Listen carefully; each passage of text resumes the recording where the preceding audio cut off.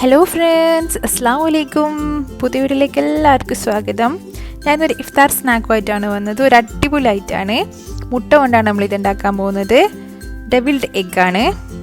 അപ്പോൾ നമുക്കിത് എങ്ങനെ ഉണ്ടാക്കുന്നതെന്നൊന്ന് നോക്കാം. അപ്പോൾ ഇതിന് വേണ്ടി ഞാനൊരു 5 മുട്ട എടുത്തിട്ടുണ്ട്. വേവിച്ചിട്ട് കട്ട് ചെയ്ത് വെച്ചതാണ്, 2 പീസാക്കിയിട്ട്. നമുക്കിതിന്ന് മുട്ടൻ്റെ മഞ്ഞ ഒന്ന് മാറ്റണം,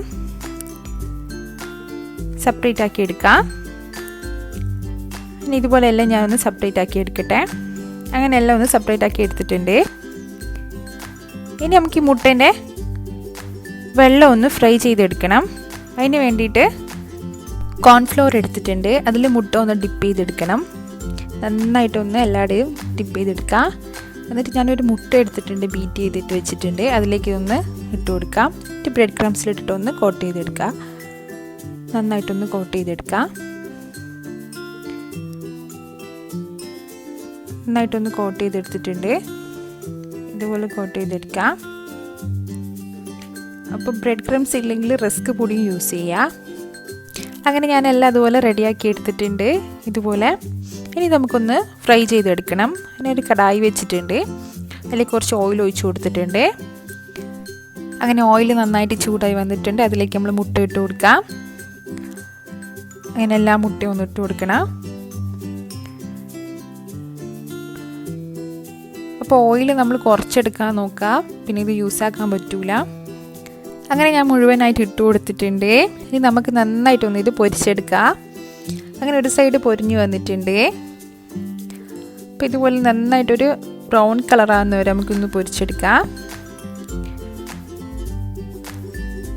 അപ്പോൾ ഇതങ്ങ് നന്നായിട്ട് പൊരിഞ്ഞു വന്നിട്ടുണ്ട്. ഇനി നമുക്കിന്ന് ഒന്ന് എടുക്കാം. ഓയിൽ നന്നായിട്ടൊന്ന് ഡ്രൈൻ ചെയ്തെടുക്കാം. നല്ല അടിപൊളി ക്രിസ്പി ആയി വന്നിട്ടുണ്ട്. ഇനി മുഴുവൻ നമുക്ക് ഓയിലിൽ നിന്നൊന്ന് മാറ്റാം. ഇനി നമ്മൾ നേരത്തെ എടുത്ത് വെച്ച മുട്ടേൻ്റെ മഞ്ഞ എടുത്തിട്ടുണ്ട്. അതിലേക്ക് നമുക്ക് കുറച്ച് പെപ്പർ പൊടി ഇട്ട് കൊടുക്കാം. ഒരു 1/2 സ്പൂൺ പെപ്പർ പൊടി ഇട്ട് കൊടുത്തിട്ടുണ്ട്. ഇനി ഇതിലേക്ക് 2 ടേബിൾ സ്പൂൺ മയോനീസ് ഇട്ട് കൊടുത്തിട്ടുണ്ട്. മയോനീസ് അങ്ങനെ പ്രത്യേകിച്ച് കണക്കൊന്നുമില്ല, നിങ്ങൾ മുട്ട എടുക്കുന്ന ആ രീതിയിൽ കൂട്ടിക്കൊടുക്കുക. പിന്നെ ഇതിലേക്ക് ഞാനൊരു ടേബിൾ സ്പൂൺ കെച്ചപ്പ് ഒഴിച്ച് കൊടുത്തിട്ടുണ്ട്. ഒരു ടേബിൾ സ്പൂൺ കെച്ചപ്പ് ഒഴിച്ചിട്ടുണ്ട്. ഇതിലേക്ക് കുറച്ച് മല്ലിച്ചപ്പും കൂടി ഇട്ട് കൊടുക്കുക. ഇനി ആവശ്യത്തിനും കൂടി ഉപ്പിട്ട് കൊടുക്കുക. ഉപ്പ് കൂടി പോകണ്ട, കുറച്ചിട്ട് കൊടുക്കുക. ഇനി നമ്മൾ സ്പൂൺ വെച്ചിട്ട് നന്നായിട്ടൊന്ന് മിക്സ് ചെയ്തെടുക്കുക. മുട്ടയും മയോനീസും എല്ലാം ഒന്ന് മിക്സായി വരണം. നന്നായിട്ട് മിക്സ് ചെയ്തെടുക്കണം.